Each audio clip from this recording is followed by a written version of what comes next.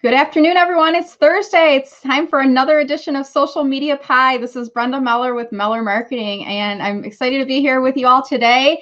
Michael, how are you doing today? Doing great, Brenda. Thanks for having me. Good. It's been a little while. I think we talked virtually a couple months back, and every now and again we get the chance. I think we saw each other at TEDx Detroit. I want to say, was that the last time we saw each other in person? In person, yeah. It And feels we like it's chatted been a in while. a time that we now refer to as pre-apocalypse. In the time before COVID, it's all very, Yeah, it's like in the normal days, it's like BC, the door. before COVID. Yes, but so excited to be online. And I want to just take a moment to welcome those of you who may be viewing us today. So would love it if you're watching us live on LinkedIn, if you could drop a comment below and just leave a quick comment and say hi from, let us know what city, country you're joining us from. If you happen to be watching this in playback later on, let us know that as well. Watching this in playback from Denmark, from Michigan, from Troy, wherever you're at in the world. If you know Michael, drop a comment below and say, I know Michael, I'm watching this because I'm a fan of his, because I'm a fan of Michael's as well, and really looking forward to the conversation. So before I turn the floor over to Michael and we get this conversation started, so this is kind of my series. I call it Social Media Pie, and it's an acronym. The P stands for inspiring people, and the I and the E, they inform and educate you. So a little bit of, the background there in terms of the topic and what we'll be talking about today. Michael is, as you know, a presentation and communication expert.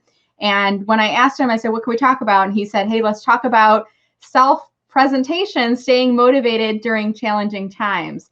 And Michael, when we first got on today, I kind of said topic couldn't come at a more perfect time for me, because I feel like I'm riding a little bit of the roller coaster. And I was like, before the call, I'm like, do I drink coffee or do I get my martini out at this point in the day? I opted for coffee. That's what you say. You opted for coffee. I went the good route. But why don't we start, Michael, if you could, with telling us a little bit about your background and what you do, and then we'll get into this conversation. Yeah, for sure. I teach presentation skills, everybody. I do a lot of corporate events like keynote speeches, corporate annual events, and then also have an online program to teach people presentation skills. It seems like in the last few weeks, online programming has taken a completely different turn because everybody's presenting online now. Yeah. And that's created a whole new zest for the types of things that I teach, because it seems like people have to work 5 or even 10 times as hard online to get the engagement. I mean, think about that. You're missing all of the physical cues, like wardrobe and movement and gestures and things like that. But I've always believed that presentation skills are central to business success, personal success. And it's just surprising to me that in the most educated society in the history of civilization, with all of our communication tools, we have such a hard time getting our word out and our word across to people in effective, efficient ways, talking about salespeople and leaders as well. Yeah. Yeah, it is interesting times. And I've heard several people say, luckily we're at the point in history where we are with technology and social media and our communication platforms, because, what are they saying now? A pandemic of this nature comes around once every 100 years. And the last time was in 1918. Yeah. Can you imagine? I mean, they were communicating through newspaper and neighbor to neighbor and city to town.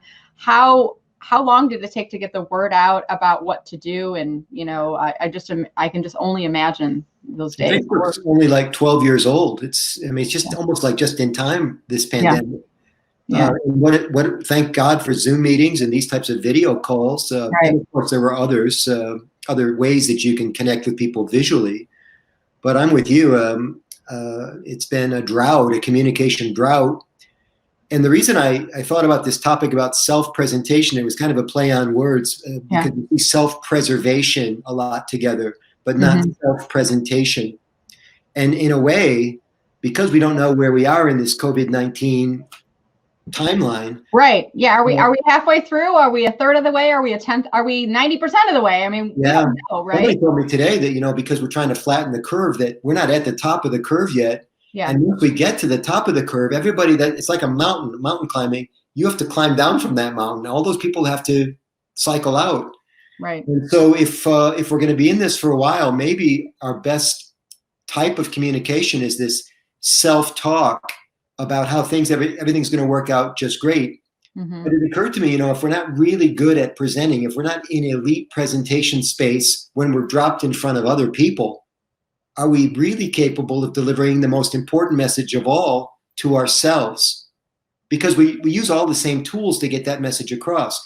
Brevity, sound bites, persuasiveness, timing, all of these things. Yeah. And if you're crappy at self-talk, or if you're just crappy at presentations, you're probably crappy at self-talk.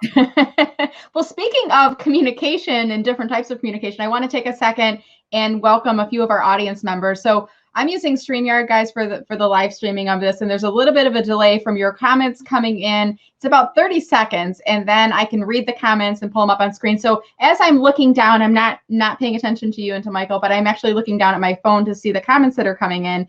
And I believe that right now here in Michigan, Michael, Governor Whitmer is actually going online right now with an announcement. And what I've been hearing is the plan is the state will still be shut down until the end of the month. So it's an extension. So we might be having some folks come on a little bit later or watching some more playbacks. I did see one comment about that so far. But just want to give a few other shout outs here to folks who are watching. We have Jennifer Ott. Hi from Macomb. Hi, Jennifer. We were online together yesterday. Nice to see you again. Lisa says the governor's online. I'm going to come back later. So she came in real quick, and then she mentioned she's going to come back. We have Greg Freeman joining us from Minnesota. Nice to see you, Greg. Thanks for coming. We have Dan Barrett. Hello from Motown. So fellow Detroiter online here. Tony Blash joining us from Georgia. Hi, Tony. And Sue says hi from Jersey. And I want to encourage you guys too, if you happen to be watching on Facebook, I'm going to actually pop one of these comments up right now. If you watch on Facebook, which I'll put my address up on screen here in a second, if you put your comment in the Facebook live stream, I can actually pull your comment up on screen. So just like David Lambert does. Do you know David by chance, Michael? I do, yeah. Long time pals with David. Okay, awesome. So I would just want to say thank you again for those that are watching. Continue to leave your comments throughout as we're having this conversation. If you have questions for Michael about the topic or would like to add to that conversation, feel free to drop it in there. But let's go back to this. So self-presentation, and I appreciate that you're kind of saying we're a little bit of a play on words, because when I was typing this up, I kept going back and saying self-preservation. No, he said presentation. I got the word right. And it is interesting because, as human beings, I think that's one of our core values and principles is communicating with other people, and presentation skills are really essential and key to that. So, so let's talk. Staying motivated during challenging times. And maybe let's break this down a little bit too, Michael, because I think you and I were talking about, we don't know how far we're into it. I think knowing sometimes can help with that. You feel like you have a sense of control over it, and we don't know. It's a big question mark right now, right? Yeah. So some thoughts there on, any tips or techniques that you might, suggest for people as we're kind of working through this process. Yeah, I think part of it, when you're dealing with really challenging and unprecedented situations like the coronavirus, is like this umbrella statement that you just keep repeating to yourself. And it could be something very simple, Brenda, like everything's going to be okay. Mm-hmm. Now, the left side of your brain is looking for details. What do you mean everything's going to be okay? Right. How much money is this going to cost me? When will it be okay? It wants all of those details. But remember that the bottom line of this whole thing is that most of us are going to come out of the end of this thing, and we're going to be better people for it. We're going to be smarter for next time, and it'll be a great lesson for all of us. Who knows what we're going to call this thing later? Maybe instead of calling it the near apocalypse, or as one of my friends said, the worst apocalypse yet. Yeah. Maybe we'll call it the great COVID slowdown of 2020. Maybe that's what it's going to be to us. Just a slowdown and a chance to check ourselves and that sort of thing. Yeah. I've heard people calling it too the reset. I feel like for long, even in my own household, we've been joking for so long, like we've been so connected to our devices, and part of it propels my career. I'm focused on LinkedIn and digital strategy. So for me, I rely on it. But then there's times where it's like, we all kind of feel like we just need like a day with no electronics, and we need you got your wish. Yeah. And even like things like we feel, as working parents, both my husband and I feel like we are, we've been going so fast for so long karate and Girl Scouts and networking meetings and presentations and weekend activities. And it's like, we look up and the kids are growing up and I'm like, what happened? But, maybe it is the great reset. Maybe we should start trending that and seeing what happens with it. Yeah, I see Faith with heels says, yes, it's a reset, a reboot, reframe. Psychologists call it a reframe. It's a psychology term that we have a chance to look at something differently. And that's really what the self-talk is. It's not doomsday. It's not the end of the world. It's a chance to reconfigure my business. It's a chance to enjoy a month at home. Yeah. It was funny because before this happened, if somebody offered you a week at home to sort things out and do a bunch of stuff that you always wanted to do, you would have said, oh my gosh, I'd do anything for that. Right. Mm-hmm. And now you have it. Yeah. It's interesting. Well, we 1 week. I mean, we're on what, week 4? I think we're on the 4th week, right? Yeah. But when we present to other people, we never put a doom and gloom on it. We always tell people it's going to work out. Everything's going to be fine. But somehow when we present to ourselves, it has a different patina. It has more of a darkness to it. Like somehow we can handle the truth, like Jack Nicholson in A Few Good Men. We can handle the truth. So we can speak to ourselves as coldly and as negatively as we want to without punishment. And it's not true. We're human just like everybody else. You can only stand so much of this stuff. Mm-hmm. In my household, we've agreed to only talk about the virus 2 times a day. Oh, that's good. How's that working out? Are you guys well, fine. It took everybody, there's only 2 of us here, mind you, but it took us a while to get in sync on that, Yeah. But if you just think about, my point is, if you just think about the bad news 24/7, it's almost impossible to come up for air and have a good attitude about what's happening. Mm-hmm. And that's true whether it's Corona or an impending assignment or you're being reviewed by the boss or some sort of a meeting that you don't want to go to, a doctor's appointment. Right? If you just think about it 24/7, it just take you down. You have to have some ways that give you some, some relief and some good feelings. Yeah. And I think, we're being real about it, but, to your point, I've even kind of, I was, on the news and Twitter first thing in the morning and then last thing at night. Cause it's like, there's a part of us is like, we're knowledge seeking. We're trying to figure out what is the truth and what do I need to do? And, we're trying to preserve our health, our community, our family. Do I really need to stockpile toilet paper? How bad is it going to be and for how long? And then the other part, then you start going down the rabbit hole of the stories. Oh, it does this and does that. And then you're up all night, your head's just kind of putting those ideas through. So I kind of stopped. I watch the news maybe once in the morning. I know I found my reputable sources, my touchstones that I go to. And then I back away. And then I'm like, all I can do, is control the things that I can control. And part of that is my attitude and my orientation towards things. And there was a guy by the name of Dr. Albert Ellis a while back. He's gone now, but he founded something called Rational Emotive Behavior Therapy. It's not a sexy name. It's known also as REBT, Rational Emotive Behavior Therapy. And Ellis, for the first time, articulated this concept that a lot of us take for granted today, which is that what we think about to a large extent determines how we feel. Okay. And how we feel to a great extent determines our actions. And he links those 3 things. So if it all starts with your mindset and your mind frame, you got to get control of that, man. You can't give it up to other people. Mm-hmm. And that's what we do when we watch, say, for example, pre-digested news. Yes. Or when we watch the negative stuff all the time. You mentioned watching the news before bed. It's well documented that we dream about the last thing we think about. Mm-hmm.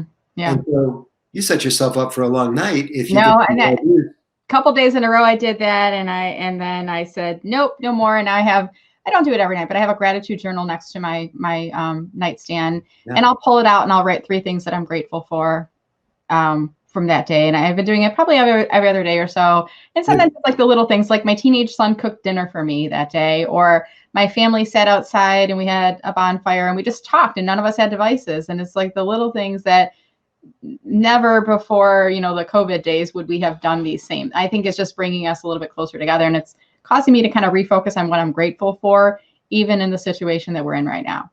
100%. I think you're right on. Yeah.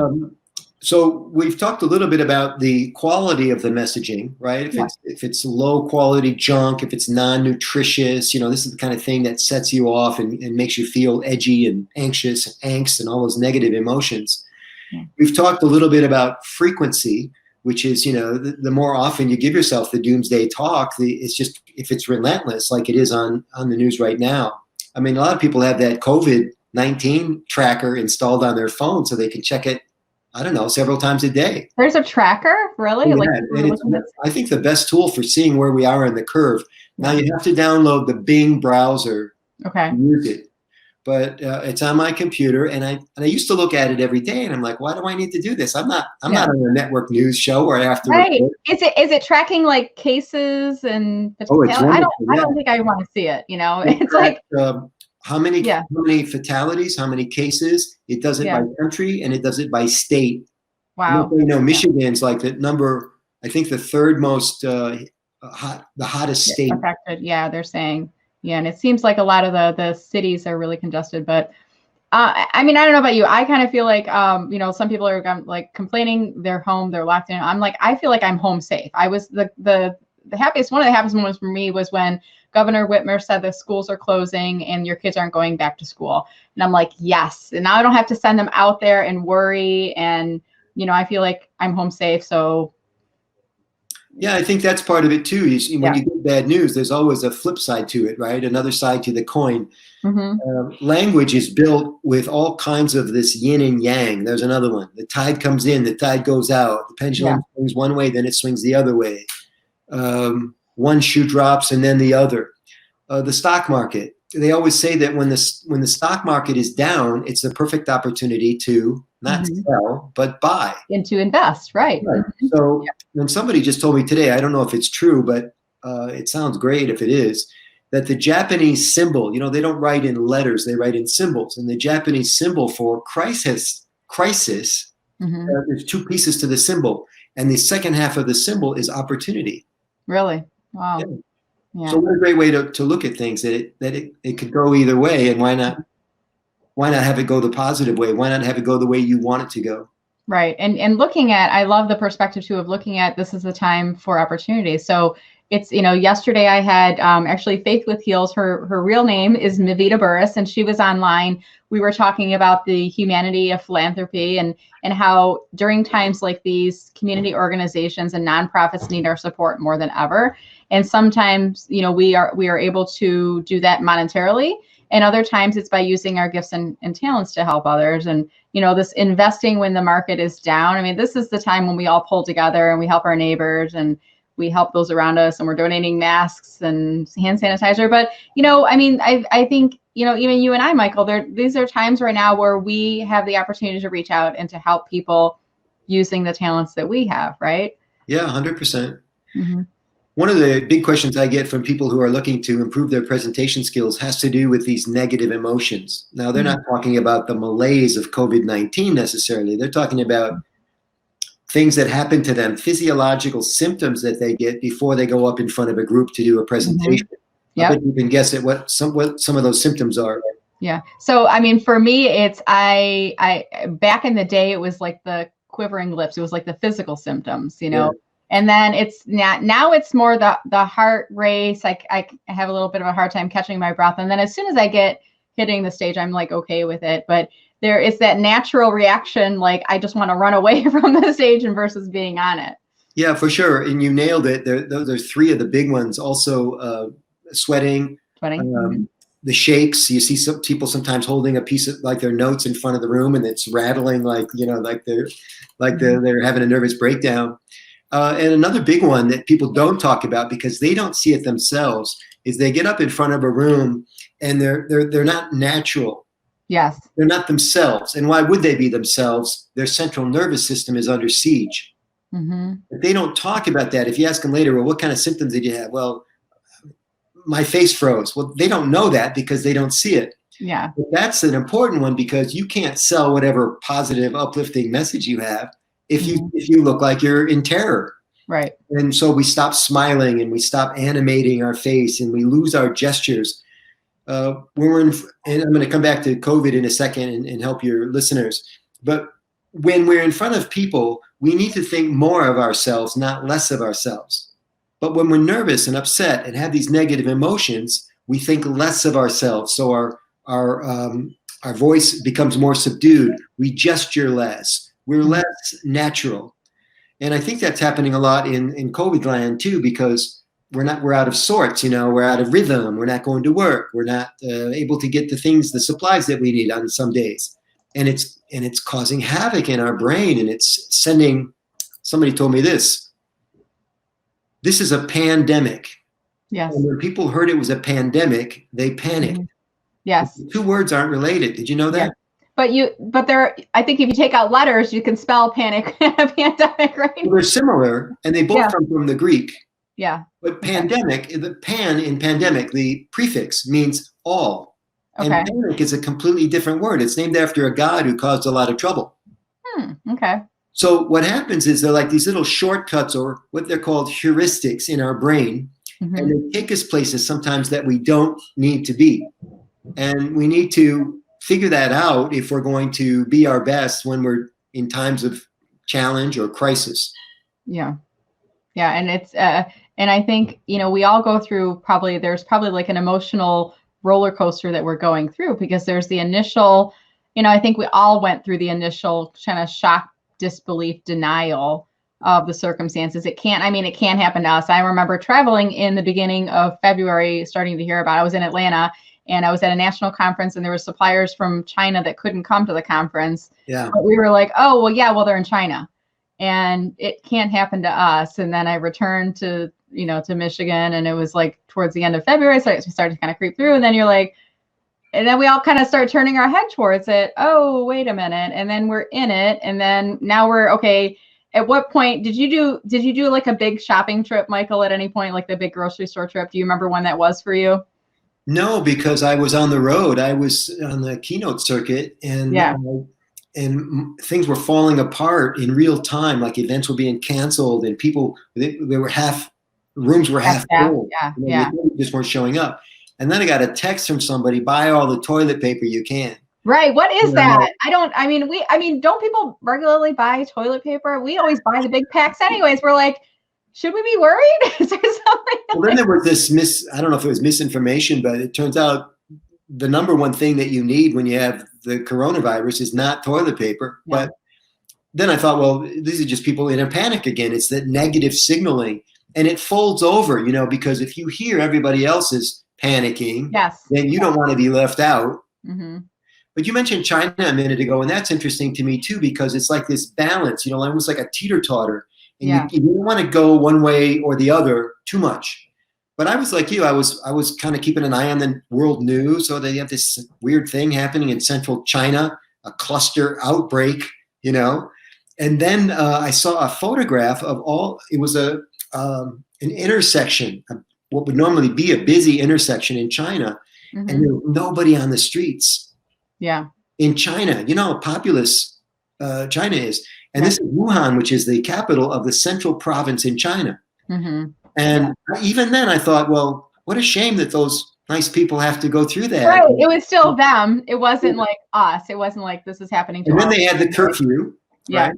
Mm-hmm. And then they had something else happen that I thought, well, oh, I know. They were building hospitals overnight. And I'm like, those clever Asians, Right. Right. Good for them that they can do that. Yeah. And now they've converted what we used to know as Cobo Hall to a 900-bed hospital. And I heard. Here with one of the big arena, what are they called? Conference centers in Novi. Yeah, I heard about that too. They're converting that out too. Yeah. So let me ask you, going back to your speaking circuit, when was the last time you spoke outside of Michigan or at a conference? I was in Syracuse on March 14th. That was my last gig, and then everything. That was like a Saturday, right?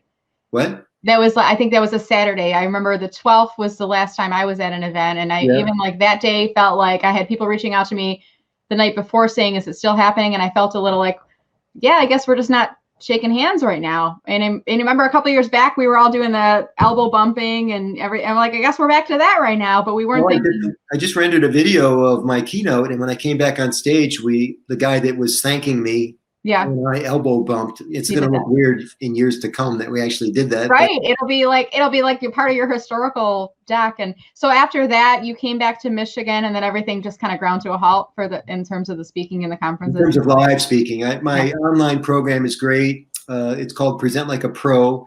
And I have a Facebook group. And Mm-hmm. you'd be interested to know this because people do understand this idea of self-talk and pulling themselves up by the bootstraps. Enrollment is up in my free Facebook group. I only So say free because I want people to know, your listeners to know that it's free. But yeah. what the enrollment is up is I've had a burst of people that wanting to get into it, not because it's free, it's always free.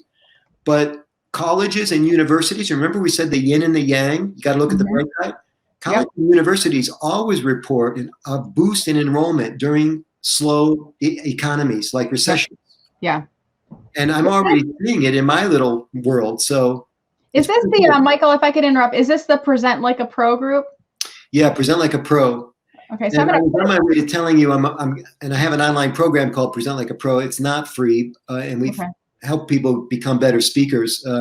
There was a natural decline in that right away because people are thinking about, getting ready to buy more toilet paper, so they weren't Right. interested in it. Yeah, thank you for showing Yeah, that. I'm gonna throw, if you don't mind, I'm just gonna throw it up on screen here too. So it's a private group, but people can request to join the group, it looks like on here, right? Correct. And these are like-minded people. There's a lot of business owners, salespeople, authors, people who they know that the most important things for them that happen in life, business-wise, are Mhm. happening because of their ability to mobilize the troops through presentations. Yeah. So tell me, I mean, you've shifted now because I said, when was the last time you spoke? And you're like, well, in person, and it sounds like you're still doing the virtual. So are you now shifting to do more webinars and Zoom presentations? Are you still booking those at I this am this point? Still month. booking those? Okay, great.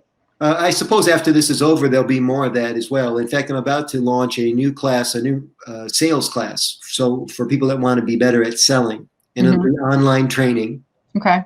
And we'll get these salespeople tooled up if they're not getting what they need from work or they want their numbers to be better. I think a lot of people are just chomping at the bit to get back to work. Yes. When the time is right.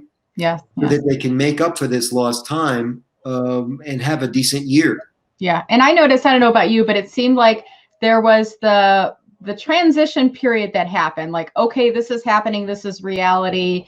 And for people who are self-employed like me and you, we can kind of control that a little bit to an extent of, our client engagements and things like that. But I kind of made the decision, the 13th was kind of the 12th was the last day I was out. And after that, I was pretty much home. I canceled all my appointments.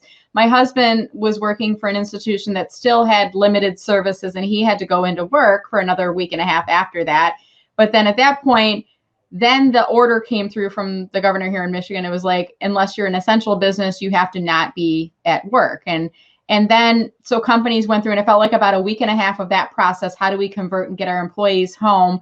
And now I feel like, I don't know about you, but I feel like now I'm having people reach out. It was like a pause, and now people are reaching back out and they're saying, well, hey, now that I have some time, can we talk about the LinkedIn training thing? And, can you do webinars? Because my team is, now we can't go on sales calls, but we want to figure out how to prospect online. And now there's this little market that's starting to bubble up. So I'm imagining same thing for you, Michael, where, kind of a ground to a halt, and then it's like rearing back up in the digital space now, right?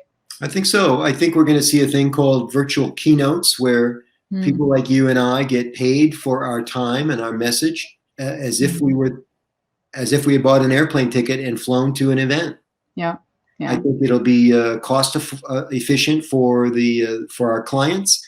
I think it'll be a way for us to supplement our normal offerings of having to actually be there. And I think we'll be able to help more people as well, because I don't know about you, but if I take on a keynote and it's a travel involved, it's a 3-day commitment. Right. Yeah. Minimum. Yeah. And then, I wonder too, I mean, we don't know what the next 2 phases of this will be. I mean, phase 1 is they're going to start opening things up again, or phase 2, I should say. And then phase 3 is, okay, now we're back into life as usual. And what is the impact of that? Are we going to handshake again, or are we not doing that anymore? Are we going to pull door handles, or are they going to have everything automated and we're going to be using gloves for a while? I mean, it's all a little bit of, there's the challenges we'll have at each phase of it, but I guess we just lean into it, right? And we see where we go next. Yeah, and I think for those of people watching in the not only this live version but the recorded version, our job is to be good, positive communication agents during this difficult time, to be good role models. I think we can be honest with our feelings. If we're scared, we can talk about that. But rest assured, everybody, this is going to work out fine for most of us. I do want to say that we're so sorry so many people had pain during this time period. A lot of people, unfortunately, will pass away and leave us. A lot of people have had, and nobody talks much about this, the related maladies, because when your respiratory system is impacted and you're not getting enough oxygen, other organs start to fail, which causes this kind of negative domino effect in the human system. And people will live with those problems forever. Yeah. We don't know what the long-term impacts to be. And those are some of the articles I'm reading at night. And I'm like, I have to stop doing that. Yeah, twice a day. You just keep reading and, So I'm going to shift us gears a little bit here too. And I'm going to ask for those of you who are watching on online right now, whether you're watching this live or playback, drop us a comment below and let us know, have you attended any training or webinars, educational formats during this time right now when you're having to pull back from some of the online, rather the in-person networking, but you're doing more online training. And I'm curious, what are the topics that you're listening to and learning about? And while I'm waiting for those comments come in, I'm going to give a shout out to Don Habrick, who used to work with me. Don asks a question, Michael, for you. What presentation skill do most executive speakers lack? And what's the easiest one to fix, do you think? Oh, what a great question. What presentation skill do most executive officers lack? What's the second part? And what's the easiest one to fix? Two separate questions, you think, Brenda? I think so. You can take this wherever you want to go. Okay. I think for the senior executives, empathy is the hardest thing for them to struggle with because there's a lot of issues. The first one is that built-in gap between the boss and the rank and file. The boss always thinks they empathize with the rank and file, but they really don't. Rank and file thinks that the boss, they desperately want the boss to be like them, but she's never going to be like them, never again. And so that it becomes challenging to communicate that in verbal terms, in terms of empathy. And let's just talk about the easiest way to fix empathy. So presentations are about signals. There are two main sets of signals, verbal and nonverbal. And of course, since people believe what you do over what you say, the idea is it says in your script, your talking points, everything's going to work out fine. Right. It sounds like this, everything's going to work out fine. Yeah. Well, the trick is easy one is to raise your eyebrows when you talk to the group. Because when you raise your eyebrows, it opens up your entire expression. In fact, I'm going to do that now. When you raise your eyebrows, you almost naturally smile. Your eyes become bigger. Your expression just opens up. This is especially a good trick for men who tend to not be as expressive as women. Women have 8 times more major body movements per hour than men. Really? So men struggle with this. The male executive. We have some politicians right now struggling with empathy and sounding warm and compassionate. And these are the tricks I would share if I was on payroll. Right. And I love the when you're talking about them looking down and reading a script. One of my pet peeves is and I know they have to be scripted because there's a certain message they have to get out and they have to say words in this order and they have to read the sound bites because they got to make sure that the numbers are accurate and everything. But one of my pet peeves is when you have an executive that is fully scripted, and it's not that they couldn't look up. It's, I think they get that fear of like, I have to read what's in the script, and they're not I'm like, what this is about. These are your 3 key messages. The backstories that go with each of these 3 points. And I think, the day and age we're in right now, people are looking for, to your earlier point, that empathy. And if they feel like it's kind of like you're saying one thing because you're reading it versus do you really believe it? Right. Right. And reading reading has a lot of problems. One of the problems with reading is that when you read, it seems like you don't feel it. I mean, imagine you had written down, I'm very excited to be with you today. Right. If you were very excited, you wouldn't have to read it. Right. No, I am. It says right here, I'm very excited. And the other problem is, of course, reading is insulting. Nobody wants to be read to. And that's the ultimate problem with our sexy friend called PowerPoint, is Yeah. that we essentially read the slides to folks, which not only minimizes our presentation, Yeah. but insults the audience simultaneously. It's not a good fit. But what about, I'll challenge you on that. What about for technical type of presentations where you need to show them examples? I mean, I think there's probably some exceptions to that rule. Yeah, for sure. There are times when what you're trying to convey cannot be conveyed verbally, say a graph or a graphic.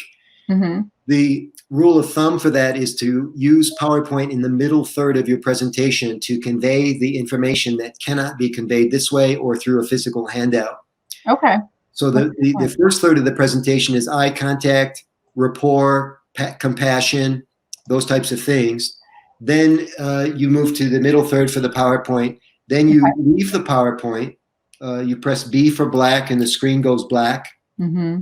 Because you're going into the tail end of your presentation, which is called the call to action. All good presentations, you're asking the audience to do something. Okay. And when you leave up that complicated slide, when you're asking them to do something, they're seeing the complicated slide, still trying to figure it out, and then you hamper your own call to action, your own effectiveness. Okay. That's a really good point. I like the, putting it to black too, because let's let them process without having them be visually and auditorily simulated at the same time, right? You got to have that white space, that verbal white space there too. That's right. Good way to put it. Yeah. So StreamYard sometimes is a little bit buggy, and I think this is one of the times, because what will happen right now, I'm seeing 9 comments on here, and I think I've read through all the comments, but I'll probably go back here later, Michael, and there'll be like 14 comments, and we missed a few on here. So I want to apologize for those folks. If you're leaving any comments, or if you're watching this in playback, oh, here it goes. Another question came in here. Now I got to find it. In StreamYard kind of sorts the comments a little bit different here too. It doesn't put the latest comment up on the top on here. Yeah. I think it's just some additional hosts. So Kelly says, I think this is my first. So I asked the question, what training are you participating and how are you educating yourself? This is the first. Hoping to have time to do this for so long, to your point, Michael. We all wanted to have that week, and here we are. So busy pivoting from in-house dining to go and delivery. Mm-hmm. And I'm not sure if you work for Fogo de Chao, Kelly, or you're talking about them, but you said Fogo de Chao is an experience more than just a dinner. Really nice restaurant there in Troy, if you're in the Troy area, to check out. But, certainly, we have some more time to do different things now, whether it is spending time in our houses with our families or doing training and development. And we're having to shift our patterns of behavior. We can't eat out, but you can go pick up and bring that home and still be able to support your local businesses at the same time there. So we're going to start to kind of wrap us around the corner here, Michael. Any other thoughts for our viewers here today on, this whole topic of self-preservation and kind of this whole topic of being a strong presenter? We're doing a lot more Zoom meetings nowadays. Any pointers for us there if you're in a Zoom meeting or doing a presentation within a group online? Yeah, I think on Zoom and online meetings, it's 5 to 10 times harder to engage the audience. Again, because we're missing those visual triggers and visual cues that you have access to in person. And so the trick is to call people by name like you are, solicit comments. One great trick is to have what they call, I heard the Fogo de Chao reference, to use what they call in the restaurant business an expediter. The expediter, as Kelly knows, is the person who sees all of the plates as they come off the line. They're pulling off the unsightly French fries, wiping the rim of the plate with a clean towel. Because presentation is everything in the restaurant business as well. So the expediter on a Zoom call is the person that would be like the traffic cop. So you have a host and you have a guest, and then you have the expediter who queues up the questions, stirs the pot, maybe even asks questions in chat in real time to keep people from drifting and answering their email, because all of us do these online programs so that we can help people. And if you don't see numbers, if you don't see engagement, if there's no tangible result, you just say, well, it didn't work for me. Right. And so that's a good trick, is to have have this engagement where you're calling people by name. I do a lot of FaceTime lives and Facebook lives and those types of things. FaceTime is live with one person, but these public Facebook sessions. And I'm always greeting people as they come into the Yeah. town. Actually, I love whenever I do these, I try to say hi to every single person who comes in, because it's kind of like when you're on live TV and they say, hey, hi to Brenda from Fraser, Michigan. I'm like, oh, they said hi to Brenda. That's me. I'm that Brenda. You know, it makes you feel special. It means something. And here's one last trick is this. You want them to engage early and often. So when they join, of course, you're greeting them, which is one-way communication. But let's find ways to have them say something back right away as soon as they join. Like, hi, Kelly, where are you calling from today? Right. Or, where do you work? Or we're doing astrological signs. And you'd be surprised at how people attach themselves to things like Leo and Capricorn. Mine, I did this. I haven't done this in a Zoom session. I'll do this on my next Zoom session. Mine is when I present live, people know that I love coffee, pie, and chocolate. And I will always ask for a couple of volunteers from the audience to introduce themselves. And part of their introduction, I will say, what's your favorite kind of pie? And it's funny how their voice changes, and they'll say, hi, my name's Brenda. I'm the director of operations for an IT company. I love apple pie. And then their face lights up. And I'll be like, oh my gosh, I love apple pie too. And we have that in common. That's a nice little trick, because you're moving them from that state of, formal pretense, professional, to who they really are as a person. And that's that second one is the real person, right? Yeah. And they come out. So I'm going to give one final tip for you guys on Zoom. If you're doing presentations, do what I do. Lean into the camera sometimes and say, come here, I want to tell you guys something. This is really important. Listen to this next point. You can see how, Michael, when you're working the room in the audience, and right now, you and I are probably doing the same thing. I'm looking at a camera. I'm not looking at a person. And now I'm looking down at the screen. And when I look down at the screen, I can't see, I'm not making that contact. But when I lean in, and especially if I lean in really close like this, you guys can feel that connection right there, can't you? Yeah. Right? It's a little bit of a trick. So try that on your next Zoom if you're leading it up. Be like, how you guys doing? I got you to laugh too, I bet. Awesome. Well, Michael, thank you so much. Kind of rounding the corner here, I'm going to throw your LinkedIn URL up on screen. Are you open to accepting new invitation requests from folks, or followers only, or what's your stance on? For sure. I never understood that there was like this careful phase a lot of the platforms went through where you weren't supposed to friend anybody you didn't already know. And I'm like, what? Yeah. At what point is it being a social media network if you have to already know the person? Yeah, some people are a little bit more selective about it. So I kind of like to ask the question, and some have moved to the default is follow. And I have that on my profile, but if you click on the more button, there's an option to personalize an invite or invite to connect. So it's a little bit of a workaround, but I like to throw it up on screen. And then also I'm going to throw your website URL up on screen here as well. And I know you mentioned you have some online workshops that you're offering right now, and I imagine people could also visit to learn more about your keynote service, whether you're doing keynotes in person for conferences in the future or virtual keynotes, right? Yeah, I'm still doing keynotes, of course. They're just I'm going to be 10 feet from everybody in the room. Yeah, you can, because when you go to a conference, you're not, you can still have that space. That's a good point there. Thank you for all your kind words, and I so enjoy our friendship. Keep up the good work, Brenda. You're a hero for all of us online, and I just really appreciate all the good things that you do. That means so much to me, Michael. You don't even know. I have been following you for such a long time online, and I've just been a fan of all the work that you're doing, and I just think you're amazing. And it's an honor to have you on. It's kind of like I sit back sometimes and I'm like, I'll get off here. I'll be like, oh my gosh, I had just interviewed Michelangelo Clusero. He was like a speaking expert, and I interviewed him, you guys. And my husband's going to be like, who?